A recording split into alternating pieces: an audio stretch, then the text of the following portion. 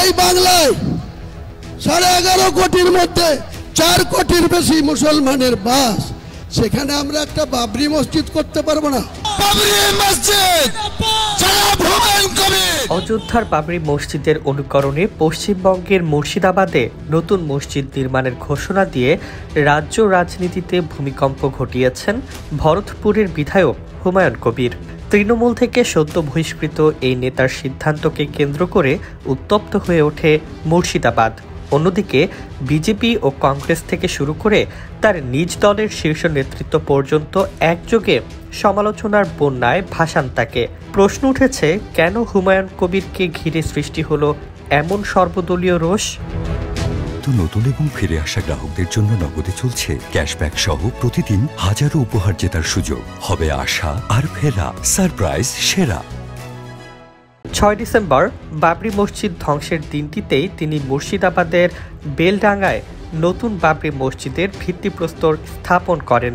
এই প্রতীকী দিন নির্বাচন করে তিনি জানান দিতে চেয়েছেন 33 বছরের ক্ষত মুছে দিতে এই মসজিদ হবেই। তার ভাষায়, কোনো শক্তি তাকে আটকাতে পারবে না, প্রয়োজনে জীবন দিয়েও তিনি এই লড়াই চালাবেন। তবে তার এই অবস্থানকে ধর্মীয় বিভাজন বলে অভিযুক্ত করেছে তৃণমূল কংগ্রেস। বহুবার সতর্ক করার পর অবশেষে তাকে সাসপেন্ড করে দল। তৃণমূলের ফিরহাদ হাকিম, চন্দ্রিমা ভট্টাচার্যরা নাম না করে স্পষ্ট জানিয়ে দেন, দল ধর্মীয় সম্প্রীতিতে বিশ্বাসী, ধর্মান্ধতার রাজনীতি নয়। ফলে হুমায়ুন কবিরের এই পদক্ষেপ তৃণমূলের ভাবমূর্তির সঙ্গে সাংঘর্ষিক বলে মনে করছে দল।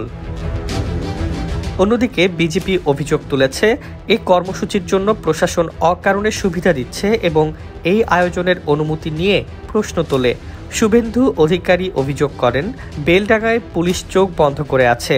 বিজেপি এটিকে তৃণমূলের এক নতুন ন্যারেটিভ বলে দাবি করে। কংগ্রেস নেতা অধীর চৌধুরীও সমালোচনায় পিছিয়ে থাকেননি। তার অভিযোগ, মমতা ব্যানার্জি বহুদিন ধরে হুমায়ুনকে প্রশ্রয় দিয়েছেন, এখন নিয়ন্ত্রণ হারালে সাসপেন্ড করেছেন। অন্যদিকে হুমায়ুন কবির নিজের অবস্থানে অনড়। তার দাবি, হাইকোর্ট বলেছে তিনি কোনো অসাংবিধানিক কাজ করছেন না। তিনি জানান, বিজেপির রাম মন্দির নির্মাণের পাল্টা ঘোষণা দেওয়ার পরও তিনি তা আটকাননি। মঞ্চে দাঁড়িয়ে বলেন তিনি, সবাই নিজ ধর্ম পালন করবে, এটি সাংবিধানিক অধিকার। তার অভিযোগ, তার মাথার দাম পর্যন্ত ঘোষণা করা হচ্ছে। তিনি জানান, মসজিদের সঙ্গে হাসপাতাল, পার্ক, মেডিকেল কলেজও নির্মিত হবে, যার বাজেট প্রায় 300 কোটি টাকা। রাজনীতির হিসাব বলছে, 2026 সালের নির্বাচনের আগে রাজ্যের প্রতিটি দলই সক্রিয়। মুর্শিদাবাদের ধর্মীয় আবেগ ঘিরে যে পরিস্থিতি সৃষ্টি হয়েছে তা সবাই কাজে লাগাতে চাইছে। বিজেপি শৌর্য যাত্রা, তৃণমূল সংহতি দিবস, মতুয়াদের পাল্টা কর্মসূচি, সব মিলিয়ে রাজ্য জুড়ে তীব্র মেরুকরণ তৈরি হয়েছে। এ অবস্থায় হুমায়ুন কবিরের নতুন বাবরি মসজিদ প্রকল্প যেন হয়ে উঠেছে রাজনৈতিক আগুনে ঘি ঢালার মতো। তিনি নতুন দল গঠনের ঘোষণা দিয়েছেন, আর বিরোধীরা মনে করছে এটি নির্বাচনী মাঠে একটি সম্ভাব্য তৃতীয় শক্তির উত্থানের ইঙ্গিত।